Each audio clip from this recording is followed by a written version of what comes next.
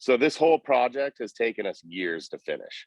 And it started right before the pandemic, and we were able to get those 3 songs recorded, and then everyone knows the story, and so everything got put on hold. Basically what happened is we ended up releasing those 3 as an EP. So now we finally get to put them where they belong on Thick as Thieves.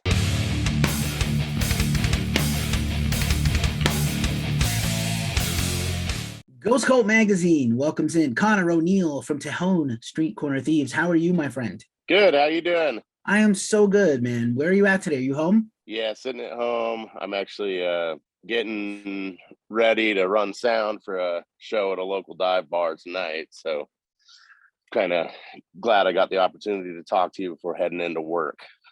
Me too. Thanks so much for making the time. You are a busy dude. Again, you have your brand new LP, your full length coming out, Thick as Thieves, on Liars Club, the label owned by your touring pal, Amigo the Devil, and friend to Ghost Cult. We've interviewed Danny a few times. Love that dude. And love that he takes out artists that he personally is behind and wants to get behind, not just anybody, management asks him to tour with. Yeah, absolutely. He's a great dude, and so far he's done wonders for us. Can't thank him enough for bringing us on board Liars Club. Yeah, he's putting together a neat little stable of very unique artists. And, it's very common for a vanity label, and this is not a vanity label. He really cares about the music and he cares about the people he worked with. But in typical fashion, a band will get a label through their label. Hey, do you want to have an imprint, right? And they put on bands that are just like them. And so Right. Danny, even though you may have shared interest in a little weird Venn diagram crossover, he definitely is picking people who don't sound anything like him, which is terrific. Yeah, it definitely seems to be more focused on the actual people in the bands and stage presence and energy kind of thing, which I respect because we've always been huge on that as well. Word. I had the good fortune to see you guys live open for Danny. Did not expect circle pits and moshing and a fist fights to break out and craziness at a Tejon show, but that's what you get. You get all kinds of manner of wildness. Yeah, we definitely kind of grew up in the punk and DIY scenes and still try to play as big a role as we can locally, and you can definitely see it in our bluegrass shows. Right. Well, where the band actually formed was I was living in New Orleans briefly, trying to play music down there and kind of get my foothold down there, and my dad passed away, and I came back to Colorado Springs, where I was born and grew up, to take care of my mom. She loved my dad a lot. She was an only child and didn't have any siblings, and he was her whole world. So it hit my whole family really hard, but her especially. So I came back to take care of her, and I, to kind of clear my head, and I did what I always do and played music, and I busked on the corners and started trying to go to open mics and stuff. And I actually met Sean, who's our guitarist and co-writer and co-front man. And he had kind of a similar story. He had just lost his dad a few years prior, and he was hanging out with a buddy of mine that I went to high school with, and we kind of met, and him and I hit it off really well. And we started off just playing my songs. Actually, Sean was playing the washboard for a few years at the beginning of the band, and we kind of cycled through members, and then everything kind of settled. We started playing more Sean songs and got him on the guitar versus the washboard, which is a much better fit because that guy's so talented. To have him slapping a piece of metal is kind of a shame when he can play piano and drums and sing and guitar. So we still kind of have a rotating cast of musicians, but me and Sean have always been the staple. And that's kind of our MO is, as long as me and Sean are there, we kind of fill in with what we think fits. Right on, man. And sorry for your loss and your mom. And it's been tough collectively all over, but still we all have our own, roads to cross personally and with family. So again, my heart goes out to you and Sean. So yeah, man, tough's tough, Right. but good that you guys, music brought you together. And yeah, man, this what I love about the band is this music, just like this album, this music runs all the emotions, man, all the gamut. And it's a fun band. There's a lot of partying. There's some sadness in there for sure. There's some heartbreak in there. I think, what makes good music is the human condition is what makes good lyrics. But yeah, like, do you guys compose, like, now that you've been together a while, do you guys write together? Do each one of you bring in songs? How does that kind of flow, and how, in general? It depends on each individual song. So some songs he'll just write all by himself. Some songs I'll write by myself, and sometimes we'll just sit down in a park, and I'll be drinking 40s or whatever, and we'll come up with something new. So, in fact, oh yeah, one of the tracks, which I think is going to be our focus track off the record, we pretty much wrote the night before because he had another song we were going to put on the record, and he was like, I don't think it's ready, kind of second guessing it. We didn't want to force anything, so like 2 days before we went into that studio session, we came up with the song and wrote it right there. So it's definitely, there's a different story for each song, so it's a hard one to answer, but it's definitely a collaboration. Right on. Which track was that, by the way? Oh yeah. Okay. Exactly. Yeah. That's a good one. There's definitely a few of these that I felt like I knew. So I got sent, thank you. Shout out to your PR, James. I got sent the record to listen to before chatting with you, but I feel like I know some of these songs already. And I don't know if you've been playing them live or I heard them on an earlier release, a few of them, but I was like, oh, I feel like either they're so good that they feel like I know them a long time, or I have actually heard them. I don't know if my mind is playing tricks on me. It could be also the whiskey. Yes. So Whiskey and 44 we both released, I want to say 2016 on Every Last Drop, which was our first, like, what we used to call a studio album, but it was just somebody's basement, our buddy Adam's basement. We tracked the whole thing live, and we kind of felt like we hadn't really done them justice the way that we, as our band has grown, so is our music and the way we play things, the way we want it presented. And so we had the opportunity with this album to re-record those completely new in like an actual studio or an upgraded version of what we were doing back then, at least, over at Royal Recording with Bill Douglas. And we were able to get some awesome musicians in there and actually added a fiddle track, which really fills out the tunes, I think.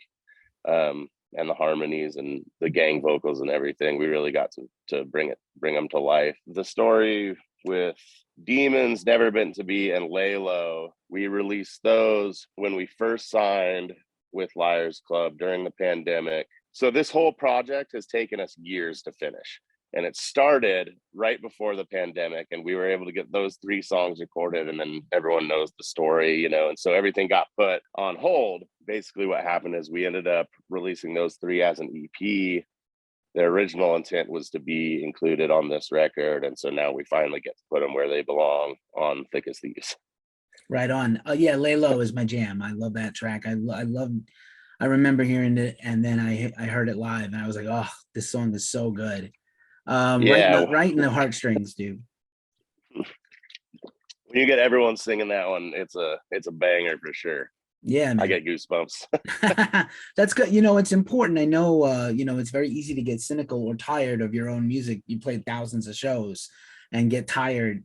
I'm sure that somebody out there is like, not again. Oh my God, we have to close this show with Enter Sandman for the 9 millionth time, Metallica, for example, or anybody with a big, notable song. But you live so long with the music, and you have been living so long with some of these songs, you could get tired of them. It's cool to hear that you still you still get the feelies when it's time to make the music live. Yeah, I think just like anything, sometimes songs will speak to you in different stages of your life too. When Sean wrote Whiskey, he was drinking heavily and going through some heartache and stuff, and now that he's sober, playing it and singing it, you can tell it kind of hits him differently, and gives a different aspect, looking back at that part of like drinking and having that be your crutch to numb your heart and ease your pain, kind of thing. Like, the songs change as we do. I think that's true for everybody with their favorite songs.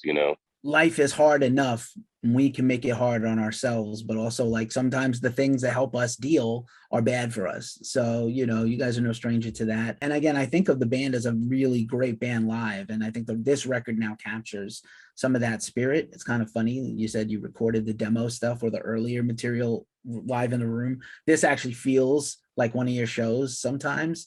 And I feel like the audience is trying to match you guys, not just your energy, but your enthusiasm, but just across everything. So I think like sometimes the fans reflect the band and sometimes vice versa. Yeah, definitely feed off each other in the live setting for sure. It's been nice being able to play for bigger crowds than we used to be able to, opening for Amigo, and then our future tour plans. Everything's exciting. Awesome, man. Yeah, I mean, I could see so many avenues for you guys in addition to regular headline tours or whatever. One of our favorite festivals that we've covered in the past is Muddy Roots. I don't know if you guys have ever been down there. It sounds like it'd be a fit for you guys. Yeah, we're Tennessee, great. familiar. Yeah, great, great place. We've covered it a couple of times. Yeah, fun stuff, man. Just a lot of fun stuff. This, like I said, this record's killer, and you don't get a lot of records that are deep. Like a lot of it seems like everybody's going very short these days on records. 30 minutes, 40 minutes is sometimes still a record. I remember that was just an EP. And even though this album is 12 songs long, it doesn't feel 12 songs long. It feels like, oh, I could listen to this thing on repeat forever. It's great. Yeah, thanks. We tried to put a good mix of heartfelt, slower songs and then the upbeat party music that we're notorious for. And I think we really kind of captured our sound and the new outfit that we're growing into. So it's good to hear that you feel that way. Yeah, of course, man. And so you mentioned some lineup changes or live touring member changes. Do you have kind of your lineup set for whatever the next tour stuff demands? We're always subject to change. Definitely Sean and I are the constant. We're getting ready to go out for about a week and a half just to LA and back. And it's kind of a trial run for our hometown bassist, Julie Frost. She's actually, she played bass on both Every Last Drop and Goers in the past, and has been playing all of our hometown and local like Colorado shows for the past probably 6 years. She's finally made the push to go on the road with us, so we're going to bring her, and I think we're going to do it as a 3-piece and see how it goes. We'll see moving forward. I know we have a longer tour planned starting in July. We're going out with the Dead South, and so we'll see. Hopefully she comes with us on that one too. Another good group, the Dead South. Nice. And you guys, either partners are picking you or you're picking good partners. That's awesome. Yeah, I think it'll be a great fit. Awesome. Yeah, we're excited to see you with Julie. I also feel like you could just kind of, if you put the call out the day of, you probably could wrangle some people, or if you ever got like a special thing and you needed to augment the group. Yeah, and that's definitely the idea. Like we have backups and we have friends that are musicians all over the place. But like just with any artistic expression, sometimes things feel right. And I think that for this one, we just want to go the 3 of us, the longest lasting members of the band, and kind of see. I mean, we're gonna kill it. We're the 3 of us have been playing so long, and we're so tight that it just takes the stress out of a big crew, and see if we can really get after it. And like I said, by the end of summer, who knows? We could be a 7-piece band. We're always changing. Right on. Well, just like Danny, if you want to count him as a little bit of a mentor and a friend, he could grow into a whole band. He just did his first few full band shows, but he also will jump in his car and go anywhere by himself, Yep. For months at a time, just solo. And he's so unpretentious and so self-contained. It's refreshing. And again, I've become such a fan. I definitely got converted. I didn't know what to expect. And then I just got, it's a wild changing experience for you. If you don't know this band, you need to get acquainted. I tell everybody, I cannot shut up to tell people, please go check this band out. Please buy their stuff. This record's really good, man. I'm really proud of you guys. Any final thoughts? Hopefully, that summer tour or spring summer tour grows into much more. Yeah, I don't know how much I'm supposed to say. This whole, being part of a label and this and that. We always have stuff in the works. I know a lot of people online have been asking us to come see them. And I can tell you that we're doing our best to see everybody, and hopefully by the end of the year. I know that what we've announced isn't all. Like, we are always changing. We're always focused on the band, the music, and the fans. So we'll see everyone for sure. Awesome, man. Connor, man, thanks for hanging out with Ghost Cult. I really appreciate you. Thick as Thieves is the new album coming out on Liars Club on May 20th. This interview will run after. We'll link everything in the description. And again, all the best to you. Be safe on the road. Take care of yourselves. And we'll see you out there in person next time. Thanks so much, Keith. It was great talking to you.